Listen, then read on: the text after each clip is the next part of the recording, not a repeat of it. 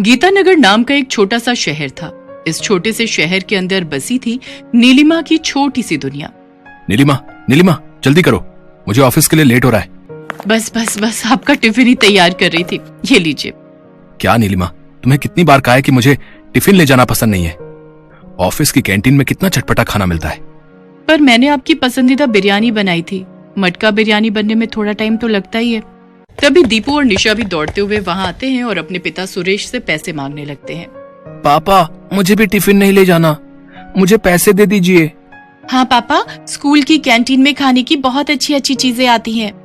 सुरेश बच्चों को पैसे दे देता है। दोनों बच्चे खुशी खुशी वहाँ से चले जाते हैं।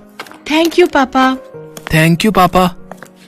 देखा, बच्चे तक घर के खाने से बोर हो चुके हैं। तुम्हारी बीरबल की खिचड़ी के चक्कर में मुझे भी लेट हो गया। सारा दिन किचन में घुसी रहती हो। कभी घर से निकलकर बाहर की दुनिया भी देखो। सिर्फ खाना बनाने से घर नहीं चलता, पैसे कमाने पड़ते हैं, पैसे। बाहर की दुनिया? मगर मेरे लिए तो हमेशा से मेरा घर और परिवार ही मेरी दुनिया रहा है। शायद सुरेश ठीक ही कह रहे हैं। मैं सारा दिन खाना बनाने के अलावा और करती भी क्या हूँ। दुखी मन से नीलिमा किचन की सफाई में लग गई। सुरेश की बातें अभी भी उसके दिमाग में गूंज रही थी। काश मेरे अंदर भी कोई टैलेंट होता तो मैं भी कहीं नौकरी करके घर के खर्चे में उनका हाथ बटा पाती। तभी दरवाजे की घंटी बजती है। इस वक्त कौन आ सकता है? नीलिमा अपने आंसू पोंछती हुई दरवाजा खोलती है। दरवाजा खोलते ही उसे सामने एक बुढ़िया दिखाई देती है। गरीब को दान दे बेटा, भगवान तेरा भला करेगा। मेरे पास ऐसा है ही क्या जो किसी को दे सकूं? आज तक कुछ कमाया ही कहाँ है मैंने। तू तो अन्नपूर्णा है मेरी बेटी, सबका पेट भरकर अपने लिए दुआएं कमाने वाली अन्नपूर्णा। किसी को मेरा बनाया खाना पसंद नहीं आता माई। मेरी सारी मेहनत बेकार ही चली जाती है। आज भी मेरे पति और बच्चे टिफिन लेकर नहीं गए। सारी बिरयानी जैसी की तैसी रखी है। मुझ बुढ़िया को भर पेट खाना ही खिला दे बेटी। माई, दाने दाने पर खाने वाले का नाम लिखा होता है। ये बिरयानी शायद आपके लिए ही बनी थी। ऐसा बोलकर नीलिमा किचन की तरफ चली जाती है। कुछ देर बाद वो अच्छी तरह से परोसी हुई गर्मा गर्म बिरयानी बुढ़िया के सामने लाकर रख देती है। ये लो माई, पेट भर कर खाओ। ये बिरयानी तो बड़ी ही स्वादिष्ट बनी है। तेरे हाथों में तो जादू है बेटी। लेकिन मेरे पति और बच्चों को तो मेरे हाथ के खाने की कद्र ही नहीं। नीलिमा को रोता देखकर बुढ़िया उसके सर पर प्यार से हाथ फेरने लगती है। तेरे हाथ के खाने की कदर एक दिन सारी दुनिया करेगी। तेरी बनाई बिरयानी का स्वाद लोगों की जुबान पर चढ़ जाएगा। इस तरह नीलिमा को आशीर्वाद देकर बुढ़िया वहां से चली जाती है और नीलिमा भी सब्जियां लाने बाजार की ओर निकल पड़ती है। बाजार में उसे पड़ोस में रहने वाली मीता और सुनीता मिलती हैं। अरे नीलिमा, भाई तुम्हारा तो जवाब नहीं। तुम्हारी बताई हुई रेसिपी से मेरी बेटी ने स्कूल की कुकिंग कंपटीशन जीत ली। अरे वाह मीता, ये तो बड़ी ही खुशी की बात है। सचमुच नीलिमा, तुम्हारे हाथों में तो जादू है, जादू। शुक्रिया शुक्रिया। मीता और सुनीता को धन्यवाद करके नीलिमा आगे बढ़ जाती है। तभी कागज का एक टुकड़ा हवा से उड़ता हुआ उसके चेहरे पर आ लगता है। अरे ये क्या? नीलिमा की नजर कागज में छपे हुए विज्ञापन पर पड़ती है। Best chef contest. कॉन्टेस्ट की डिटेल्स पढ़कर नीलिमा को उसमें भाग लेने की उत्सुकता जाग उठती है। फ्री एंट्री, जीतने वाले को लाखों का इनाम। नीलिमा बेस्ट शेफ कॉन्टेस्ट में अपनी किस्मत आजमाने का फैसला कर लेती है। एक बार कोशिश करके देखने में क्या हर्ज है। घर पहुंचते ही वो कॉन्टेस्ट में हिस्सा लेने के लिए अपना रजिस्ट्रेशन कर देती है। नीलिमा सुबह सुबह बड़ी फुर्ती से घर के काम निपटाने में लगी है। उसका पति और दोनों बच्चे नाश्ता कर रहे हैं और फिर वो दिन आ ही गया जिसका नीलिमा को बेसब्री से इंतजार था। नीलिमा अपने पति और बच्चों को विदा करके कॉन्टेस्ट में जाने की तैयारी करने लगती है। पति और बच्चों के जाने के बाद नीलिमा भी कॉन्टेस्ट में जाने के लिए तैयार हो गई। हे भगवान, आज मेरा बनाया खाना कॉन्टेस्ट के जजेस को पसंद आ जाए बस। बेस्ट शेफ कॉन्टेस्ट में उसने अपनी खास मटका बिरयानी बनाकर सभी जजेस का दिल जीत लिया। वाह भाई, क्या स्वाद है, वाह। वाह। आखिर आपने बनाया कैसे? ये मटका बिरयानी है। मटके में पकने से बिरयानी थोड़ी देर से जरूर बनती है, पर उसका स्वाद लाजवाब होता है और पोषण भी बना रहता है। वाह, क्या बात है। स्वाद और पोषण का ये तालमेल बनाता है आपको इस कंटेस्ट का विनर। बधाई हो नीलिमा जी, आप बन गई हैं हमारी बेस्ट शेफ। कॉन्टेस्ट का नतीजा सुनकर नीलिमा को बुढ़िया की बात याद आ जाती है। तेरे हाथ के खाने की कदर एक दिन सारी दुनिया करेगी। तेरी बनाई बिरयानी का स्वाद लोगों की जुबान पर चढ़ जाएगा। ये सब बुढ़िया माई के आशीर्वाद का कमाल है। कॉन्टेस्ट का अवार्ड और ढेर सारे इनाम लेकर नीलिमा अपने घर आ गई। हाँ, समय रहते मैं घर भी पहुंच गई। नीलिमा घर के अंदर आती है और सामान रखकर पानी पीने लगती है। तभी उसके दोनों बच्चे स्कूल से आ जाते हैं। वाओ, इतने सारे गिफ्ट्स। ये सब किसके लिए है माँ? ये तो मुझे। नीलिमा की नजर अचानक दरवाजे पर खड़े सुरेश पर पड़ती है और वो अपनी बात कहते कहते अचानक रुक जाती है। सुरेश काफी थका हुआ और बेहाल दिख रहा था। अरे, आप ये कैसी हालत बना रखी है? मेरे बॉस ने मुझे नौकरी से निकाल दिया, पता नहीं अब क्या होगा। सुरेश अंदर आकर सोफे पर पसर जाता है। तभी दीपू टीवी ऑन कर देता है। टीवी पर बेस्ट शेफ कॉन्टेस्ट की न्यूज आ रही है।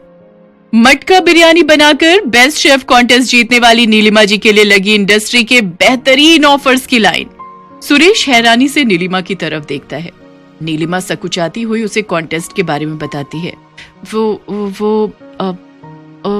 वो फ्री एंट्री थी तो मैंने सोचा हिस्सा लेकर देखती हूँ, और देखिए मैं जीत भी गई। मम्मी, ये सारे इनाम आपको मिले हैं? आप तो स्टार बन गई मम्मी। तभी नीलिमा के मोबाइल पर फोन आता है। हेलो, क्या क्या क्या सचमुच आप? जी हाँ, आपने बिल्कुल सही सुना। हमारी कंपनी आपके रेस्टोरेंट को स्पॉन्सर करना चाहती है, जहां की खास डिश होगी मटका बिरयानी। इस तरह एक बड़ी कंपनी के सहयोग से नीलिमा ने अपना खुद का रेस्टोरेंट खोल लिया और जल्द ही सभी की जुबान पर उसके हाथों की मटका बिरयानी का स्वाद चढ़ गया। फिर तो सुरेश को भी नौकरी की चिंता नहीं रही। वो भी रेस्टोरेंट के काम में नीलिमा का सहयोग करने लगा। वहां हर समय ग्राहकों की लाइन जो लगी रहती थी। मैडम, एक प्लेट मटका बिरयानी और देना। वाह, मजा आ गया। हमें भी मटका बिरयानी ही चाहिए। माफ कर दो नीलिमा, मैंने तुम्हारे टैलेंट की कदर नहीं की। बीती बातें भुला दीजिए। हम सबको हंसी खुशी जीवन में आगे जो बढ़ना है। बिल्कुल, तुम्हारे खाना बनाने के हुनर से हमारी जिंदगी की गाड़ी जो चल निकली है। सुरेश को अपनी भूल का एहसास होने के साथ ही अब नीलिमा के घर का माहौल भी काफी खुशनुमा हो गया था। इस कहानी से हमें ये शिक्षा मिलती है कि कोई भी काम छोटा नहीं होता और सच्ची लगन एक न एक दिन रंग जरूर लाती है।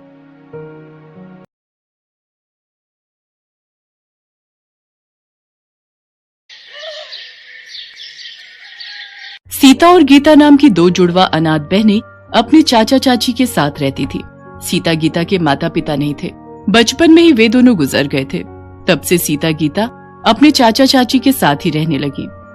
पर उन बेचारी अनाथ बच्चियों की चाची चंचला बहुत ही बुरी थी। वो उन दोनों को बिल्कुल नौकरानियों की तरह ही रखती थी। कहाँ रह गई दोनों? कितनी देर की बाजार से सामान लेने गई हुई हो, अब आ रही हो? चाची, रास्ते में तेज बारिश हो गई थी, इसलिए देर हो गई। ये चीनी गीली कैसे हुई? जरूर बारिश में थैली भिगोई होगी। चाची, राशन वाले भैया ने जो चीनी की थैली दी थी ना, वो फटी हुई थी, हमें पता नहीं चला, तभी चीनी में पानी चला गया। हमें माफ कर दो चाची। आज तुम दोनों की खैर नहीं। तुमने इतना नुकसान कर दिया। तुम्हारे माँ बाप हमारी छाती पर मूंग दलने के लिए तुम्हें दुनिया में छोड़ गए, खुद तो ऊपर चले गए और हमारे लिए मुसीबत छोड़ गए। चंचला, तुम्हें शर्म नहीं आती? बेचारी बच्चियों के साथ इतना बुरा व्यवहार करती हो। थोड़ा भगवान से तो डरो। अब तुम क्या चाहते हो? मैं मायके चली जाऊं? एक बार चली गई ना तो लौट कर नहीं आऊंगी, फिर ढूंढते रहना दूसरी। चंचला सीता गीता पर हमेशा ही हाथ उठाती रहती थी, जिस कारण वे दोनों बच्चियां रात के अंधेरे में सुबक सुबक कर रोती थी। एक रात दोनों ने घर छोड़ने का विचार किया। गीता, हम यहाँ नहीं रुकेंगे, चाची बहुत मारती है। हाँ हाँ सीता, तू ठीक कह रही है, हम कहीं दूर चले जाएंगे। सीता और गीता रात के अंधेरे में घर से निकल गई और चलते चलते एक पेड़ के पास रुक गई और उसी पेड़ के चबूतरे पर सो गई। अगली सुबह उनकी आंख खुली तो उन्होंने देखा सड़क पर लोग गुजर रहे हैं। बहुत से ठेले वाले वहां पर खड़े हैं। सीता, बहुत भूख लगी है, चल हम कुछ खाते हैं। पर गीता, हमारे पास पैसे नहीं है। बिना पैसों के हमें कोई भी खाने को कुछ नहीं देगा। एक बार पूछते हैं ना, शायद कोई दे दे। ठीक है, चला। भैया, आपके ठेले से कुछ खाने को दे दो, बहुत भूख लगी है। तुम दोनों के पास पैसे हैं? अरे देखो देखो, दोनों बहनें एक शक्ल की हैं, लगता है जुड़वा है। हाँ बिल्कुल, और लगता है दोनों अनाथ हैं। भैया, पैसे तो हमारे पास नहीं है। तो मुफ्त में तुम्हें क्या मिलेगा? पैसे लाओ तभी कुछ खाने को मिलेगा। ठेले वाला अभी दोनों को डांट ही रहा था कि तभी एक व्यक्ति वहाँ आता है। भीमा, इन बच्चियों को एक एक पराठा बना कर दे, मैं पैसे दे दूंगा। शुक्रिया अंकल। तुम दोनों कौन हो बेटा? अंकल, मेरा नाम सीता है और ये मेरी छोटी बहन गीता। हमारी चाची हमें बहुत मारती थी, इसलिए हमने घर छोड़ दिया। तुम्हारे माता पिता कहाँ हैं बच्चों? हमारे माँ बापू नहीं है अंकल। हम बचपन से ही अपने चाचा चाची के साथ रहते हैं। अच्छा अच्छा अच्छा, तो ये बात है। अच्छा भीमा, तेरे पास अभी नूडल्स के कितने पैकेट बचे हैं? 20 पैकेट और दे जाओ। बच्चों आओ, तुम मेरे साथ ऑटो रिक्शा में बैठ जाओ। ऐसे अकेले घूमना तुम्हारे लिए ठीक नहीं है बेटा। सीता और गीता उस व्यक्ति के साथ ऑटो में बैठ जाती हैं। उस व्यक्ति का नाम राजेश था। वो अपनी पत्नी के साथ मिलकर घर पर नूडल्स बनाने का काम करता था और नूडल्स के पैकेट बाजार में ठेले और रेस्टोरेंट वालों को सप्लाई करता था। सीता और गीता राजेश के साथ बातें कर रही थी। तभी राजेश के सीने में दर्द उठने लगा। क्या हुआ अंकल, आप ठीक तो हो? लगता है इनके दिल में दर्द उठा है, हमें इन्हें हॉस्पिटल ले जाना पड़ेगा। तो चलो अंकल, जल्दी से इन अंकल को हॉस्पिटल ले चलो। सीता गीता ऑटो वाले के साथ राजेश को हॉस्पिटल लेकर जाती हैं। ऑटो वाला राजेश को जानता था। वो राजेश की पत्नी को फोन करता है। वो भी तुरंत हॉस्पिटल पहुंचती है। कुछ घंटों के बाद राजेश को होश आता है। राजेश को डॉक्टर हार्ट में दिक्कत बताते हैं। राजेश सीता और गीता को पत्नी से मिलवाता है। अब कैसा लग रहा है जी? मैं ठीक हूँ संध्या, चिंता मत करो। ये सब तो जीवन में चलता ही रहता है। बाकी इन बच्चियों से मिलो, ये सीता गीता है। इधर आओ बेटा। ये दोनों बच्चियां तो देखने में बिल्कुल एक सी शक्ल की हैं। तुम दोनों जुड़वा हो? जी आंटी, मेरा नाम सीता है और ये गीता। अगले दिन डॉक्टर राजेश को छुट्टी दे देते हैं, पर पूरा आराम करने के लिए कहते हैं। राजेश को अपने काम की चिंता थी। वो परेशान था कि काम कैसे होगा। संध्या, माल बनाना, ले जाना, सब दुकानों पर डिलीवरी करना, ये सारे काम कैसे होंगे? सुनो, आपकी तबीयत पहले जरूरी है। पहले ठीक हो जाओ, तब तक हम जैसे तैसे गुजारा कर ही लेंगे। अंकल, आप चिंता मत करो, हम आंटी के साथ हैं। हम आपके काम को रुकने नहीं देंगे। सीता बिल्कुल ठीक कह रही है। अंकल, आप आराम करो, हम आंटी के साथ आपके नूडल्स के ऑर्डर को पूरा करेंगे। और फिर ऐसा ही हुआ। संध्या नूडल्स बनाती और संध्या सीता और गीता के साथ दुकानों और ठेलों पर नूडल्स के ऑर्डर डिलीवर करने के लिए जाने लगी। एक दिन सीता संध्या से बोली, आंटी, जब हम नूडल्स के पैकेट तैयार कर सकते हैं, तो क्यों ना हम अपना ही नूडल्स का एक स्टॉल खोलें। इससे कमाई ज्यादा होगी और हमारे खुद के बनाए हुए तरह तरह के नूडल्स बेचकर अच्छी कमाई कर सकते हैं हम। ये आइडिया तो हमारे दिमाग में कभी आया ही नहीं।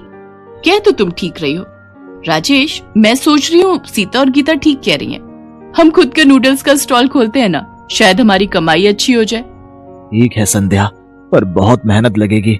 तुम्हें सुबह उठकर सारी तैयारी करनी पड़ेगी। स्टॉल पर सारा दिन खड़े होकर नूडल्स बेचने होंगे।